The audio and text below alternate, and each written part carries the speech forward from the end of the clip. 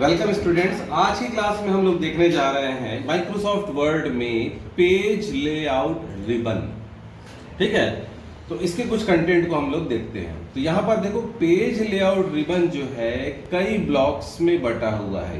ये बीच वाला ब्लॉक है जिसमें कि ये पेज बैकग्राउंड है, ये पैराग्राफ है, ये पेज सेटअप है, इस तरीके से। तो मैं आप लोग को पेज सेटअप वाले ब्लॉक को समझाता हूँ। सबसे पहले किसको समझा रहा हूँ?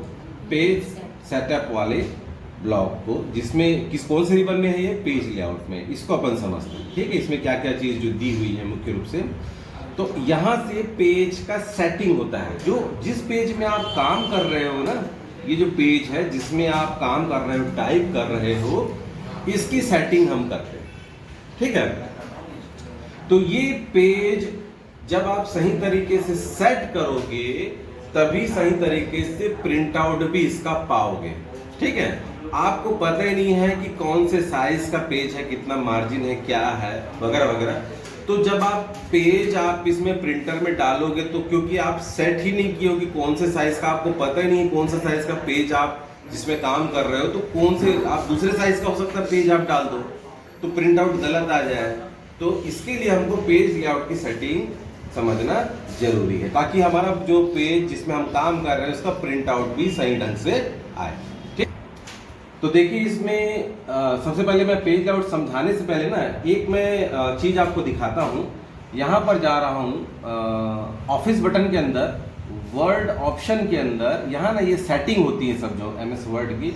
इसके अंदर मैं एडवांस्ड के अंदर, उसके अंदर मैं आ रहा हूँ शो डॉक्यूमेंट कंटेंट के अंदर। ये है शो टेक्स्ट बाउंड्रीज।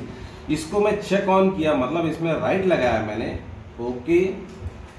तो यहाँ पर देखो ये टेक्स्ट बाउंड्रीज दिखने लगी। ठीक है, तो शो टेक्स्ट बाउंड्रीज है ना, ये जो पेज है ना, ये पूरा ही टेक्स्ट लिखने के लिए नहीं होता है।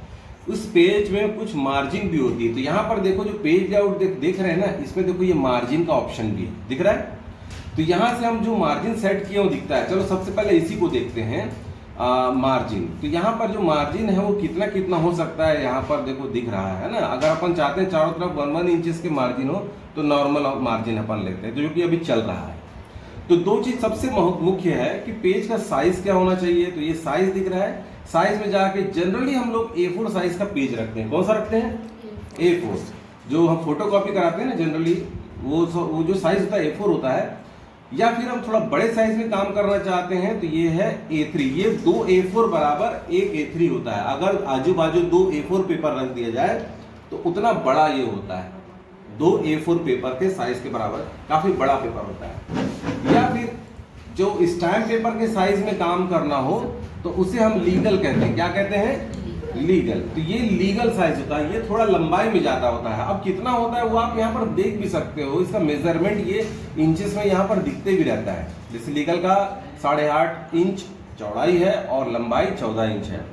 तो मान लीजिए अपन जो काम कर रहे हैं पेज में, तो उसकी चारों तरफ की मार्जिन कितनी कितनी रखनी है, वो ये बाउंड्री से दिख रहा है इसका मार्जिन एरिया, और जिसको हम सेट भी कर सकते हैं। जैसे कि मैंने सभी तरफ ये नैरो कर दिया हाफ इंच, तो हाफ इंच मतलब 0.5 ये सभी तरफ हो गया।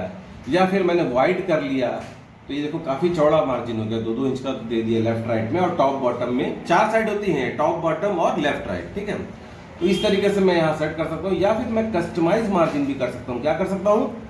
Customise margin. यहाँ से मैं मार्जिन को कितना कितना रखना है, जैसे मैं इधर 1.5 इंच रखना चाहता हूँ, 1.5 किधर टॉप में, लेफ्ट में कितना रखना चाहता हूँ, हाफ इंच रखना चाहता हूँ।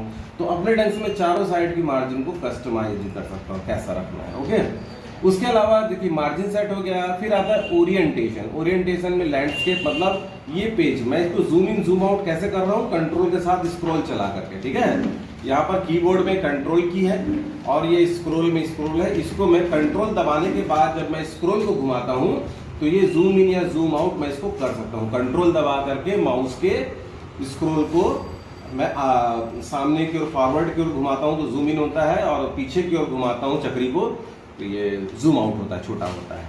तो कितना रखना है साइज, वो हम साइज से जनरली A4 में काम करते हैं। मार्जिन कितना रखना है, जनरली 1 इंचेस में करते हैं। ओरिएंटेशन जनरली पोर्ट्रेट मतलब लंबाई में, और लैंडस्केप मतलब चौड़ाई में। पन्ने को चौड़ा रखना है, आड़े में रखना है या खड़े में रखना है।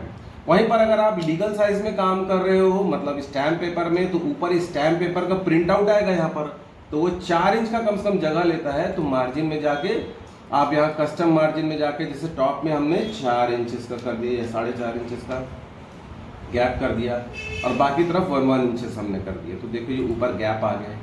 तो जब आप प्रिंट आउट निकालेंगे तो यहाँ पर क्या आएगा, स्टैम्प पेपर का प्रिंट आउट आएगा। उस जो रुपए का प्रिंट आउट होता है स्टैम्प पेपर में, आप देखे होंगे, जिसमें कि रजिस्ट्री वगैरह होती है या कोई हम लोग कुछ भी लीगल वर्क करते हैं। कितने का था सर बोले? अलग अलग जो रेट होते हैं, अलग अलग काम के लिए अलग अलग स्टैम्प पेपर का रेट होता है। तो वो थोड़ा आपको नोटरी वगैरह से या फिर वहाँ जाने से जानकारी मिलेगा, ठीक है। तो ये हो गया, क्या क्या सीखा हमने, साइज सीखा, मार्जिन सीखा, ओरिएंटेशन सीखा। फिर हम देखते हैं कॉलम।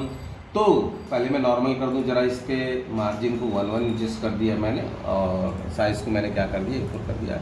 कॉलम में जैसे मैं इस पेज को 2 कॉलम में कर दूं तो पूरा का पूरा पेज कितने आ गया, 2 कॉलम में। अच्छा, ये जो टेक्स्ट बाउंड्री दिख रही है, ये प्रिंट आउट में नहीं आता है, ये केवल हमको गाइड कर रहा है। ये तो आप लोग नए हो या हमको ज़रूरत है ऐसा देखने की, ताकि हमारा अनुमान गड़बड़ ना हो, इसलिए हम बाउंड्री रखते हैं। इसकी आवश्यकता नहीं है, आप नए हो करके सिखाने के लिए मैं इसको रखा हूँ। तो इसमें वर्ड ऑप्शन से जाके मैं इस बाउंड्री को जो है, इस बाउंड्री को यहाँ शो डॉक्यूमेंट कंटेंट से हटा सकता हूँ, इसकी ज़रूरत नहीं है। और आप लगा के भी रखे रहे तो प्रिंट आउट में नहीं आने वाला, ठीक है। तो ये 2 कॉलम में मैंने कर दिया। 3 कॉलम करना है तो मैं इसको 3 कॉलम कर सकता हूँ, तो 3 कॉलम में आ रहा है, ठीक है। अगर अगले कॉलम में जाना हो तो आप कर्सर यहाँ लास्ट में रख करके, ये ब्रेक है, ब्रेक में से क्या कर सकते हैं, कॉलम ब्रेक कर सकते हैं। क्या कर सकते हैं, कॉलम ब्रेक। कॉलम ब्रेक क्या होता है, देखिए जो कर्सर यहाँ पर है ना, यहाँ पर है 2nd नंबर कॉलम में अभी कर्सर है, वहीं तक काम हुआ है, लेकिन आप यहीं से जंप करके 3rd कॉलम में जाना चाहते हैं, नेक्स्ट कॉलम में, तो हम लोग क्या कर सकते हैं, ब्रेक में जा करके ये कॉलम ब्रेक कर सकते हैं। ये कॉलम दिख रहा है, ये ब्रेक, देखो कर्सर यहाँ आ गया, हम यहाँ टाइप कर सकते हैं।